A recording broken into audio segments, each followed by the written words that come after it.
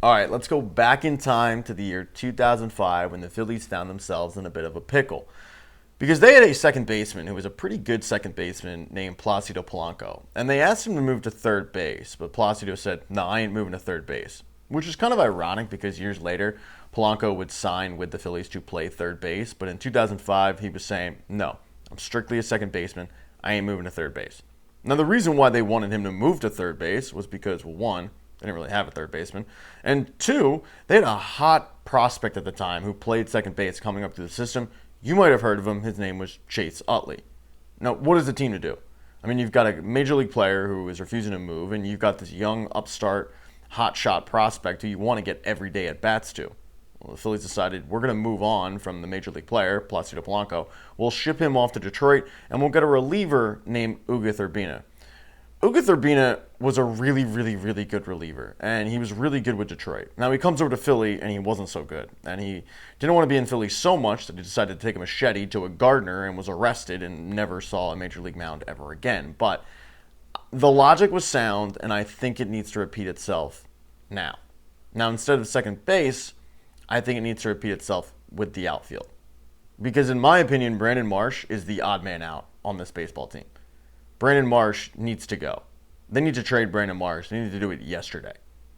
Now, the reason why I'm saying this is because it's become very obvious to me, and I don't know how many other Phillies fans agree with this, but it's become obvious that Johan Rojas is this team's center fielder. First of all, he's hitting over 300. And I think a lot gets lost with Johan Rojas with that 2023 playoffs. Yeah, against the Diamondbacks. Because that regular season, he comes up, he made his major league debut, he hits over 300, everybody loves him. Postseason rolls around, he struggles big time. And for whatever reason, he became the whipping boy. Like, Phillies fans blamed Johan Rojas for the team losing because, it's always the 9-hole hitter. And they forgot about the fact that he hit 300 when he came up. Now, last season wasn't great, but he was mainly in a platoon situation. So I feel like I'll give him the benefit of the doubt there. This season, he starts off basically in the same situation as he was last season. He was platooning, but he was more of like you play once every 4 days situation because Brandon Marsh was anointed as the center fielder.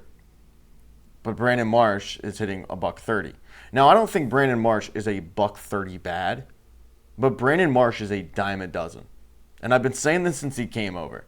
Now, he comes over from the Angels, and I think he hit about 280 when he came over. Okay? So he hits 280 when he comes over. 288. Next season, his first full season in Philly, he hits 277. Respectable. Okay? 277, 12 home runs, 10 stolen bases. Nothing great. That's like 8-hole hitter stuff. But you can build on it because he's 25 years old. He's a former top prospect. Okay. Comes into last season. Now, the good news is he hit 16 home runs. New career high. Other good news. He steals 19 stolen bases. Another career high. Bad news. Hits 249. And then this year, you know exactly what he's doing this year. He's progressing down. He's progressing down even though the power went up, 16 home runs.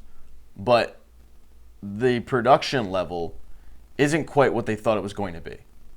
Now, he's only 27 years old. And as I said, he is a former top prospect.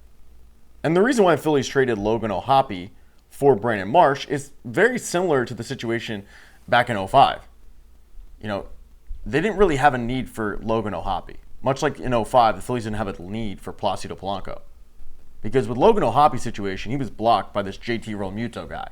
So they ended up trading Logan O'Hoppe for a former top prospect in Brandon Marsh, who was major league ready at that point, but hadn't latched on with the Angels, had struggled a little bit. And the Phillies thought, we'll get him into our system. We'll get him with Kevin Long. Kevin Long thinks he can fix his swing. And initially it looked like those returns were good. It looked like Kevin Long did fix his swing. But since then, it's steadily gone down. Much like my former employer's stock price. I had to take that shot. I apologize. So when you look at this major league club right now, you've got Max Kepler, who will be your starting left fielder, and he's starting to come on. He's starting to hit better. Okay, fine. He's your starting left fielder. And then you've got Johan Rojas, who's hitting 300. I don't know how you take him out of this lineup. I also think Johan Rojas is just a better defensive outfielder, at least for center field. I think Brandon Marsh is a really, really good left fielder. I don't think he's a very good center fielder. I know me saying that Johan Rojas is a good center fielder will absolutely shock and disgust some Phillies fans who remember some key errors from a week or two ago. But you also saw him do what he can do this past weekend when he just, flies to a ball, catches it that he had no business catching. He's got better range to be an everyday major league center fielder than Brandon Marsh. But Brandon Marsh, I think, can get you more in a return than a Max Kepler who's on a one-year deal and a Johan Rojas. Because Brandon Marsh is still under team control. He's still 27 years old. And there's going to be some team out there that goes, yeah, okay, we don't have a great situation in our outfield. We think that this guy can be the missing piece. We think that if we bat him every day, we think that if we play him against righties and lefties, he can finally click and hit that untapped potential that he has failed to hit in two organizations. And you might be out there going like, no one's going to take him. Trust me when I say it's baseball, someone will take your garbage. I mean, you look at what the Phillies got for, was it Kyle Gibson? Was it Gibson and Ian Kennedy? It was like Spencer Howard and Kevin Gowdy. You know, Spencer Howard, former top 100 prospect that Phillies fans knew was never going to be anything at that point. Like, he'd flamed out. And Kevin Gowdy, who hadn't reached above A ball. And they got a major league starting pitcher who was under team control for another year and a closer for those two guys. So don't sit here and tell me that Brandon Marsh wouldn't get something on the market. And I think with the Phillies bullpen being as bad as it is this season, Brandon Marsh can get you a serviceable reliever to get in the building. And you know what? If that reliever ends up sucking just like Uga Thurbina did in 2005, you're right back where you started to find, okay, no big deal. Because the reality of the situation is your future center fielder is in AAA right now, and Justin Crawford. So if Johan Rojas comes back down to earth, which I don't think he's going to do, because I think this is who Johan Rojas is. I really do think that he's a 290 to 300 Major League Baseball player. But if for whatever reason he just, Hindenburgs it, woo! And that's the 27th time I've done this video. But if he does that, then you've got Justin Crawford who's hitting 320 in AAA, and we're in May. Like, it's not a fluke at this point. Like, Justin Crawford isn't having a good week or two. Justin Crawford is crushing it in AAA. So he's kind of major league ready, I think. So you're at a situation where you've got Max Kepler, you've got Johan Rojas, you've got Justin Crawford coming. Where is Brandon Marsh going to play? I don't need to see Brandon Marsh. I know what Brandon Marsh is. It's not like the jury's still out on Brandon Marsh. No, the jury is, they were out, they came back, they gave their verdict. He's a mediocre, dime a dozen baseball player that just about every organization has.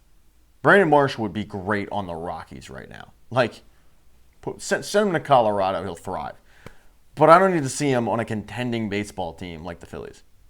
Because I look at Brandon Marsh and I go, yeah, he's not 130 level bad, but they can also do better. And my fear is because this regime, this Dave Dombrowski regime, traded Logan O'Hoppe for this guy, they're going to give this guy every opportunity until finally they're forced to cut bait. Because I don't know if you're aware of what Logan O'Hoppe's doing, but he's crushing it. I think he's got 9 home runs this season for the Angels. Bad team, but he's doing very well. So I fear that Dave Dombrowski is going to get in the ear of Rob Thompson and go, yeah, just let's just give him more time. I don't need to see it because I've seen it. I've seen it for 2 straight seasons now. He's mediocre. He needs to go. You need bullpen help. I don't need to see Carlos Hernandez anymore. I really don't. I'm good on that front. Jordan Romano. No, I'm okay. Get somebody else in here, and your one tradable asset right now, it's not Alec Bohm. No, it's Brandon Marsh. Because some team out there will go, yeah, okay, we'll take him. 100%. So what would you do? Are you trading Brandon Marsh, or are you keeping him? Are you keeping him and letting him hit his way out of this funk, or are you going, no, okay, I've seen enough, I'm good. Let me know in the comments section. Please consider subscribing to the channel. I don't care if you like or dislike or any of that, but I need subscribers because YouTube forces you to have 1,000 subscribers before they start monetizing you, and I don't want to get up on that pole and twerk for free. So if you could hit the subscribe button, I'd appreciate it. Yeah, go Phils.